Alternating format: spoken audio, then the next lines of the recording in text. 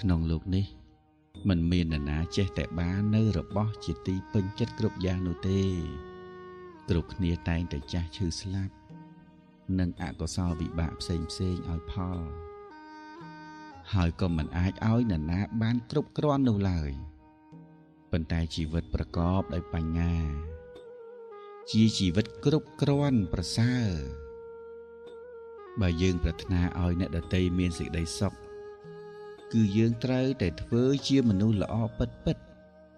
មិនមែនជាការធ្វើល្អបែបសម្ដែងនោះទេចម្រើនមេត្តាចិត្តឲ្យទូលំទូលាយ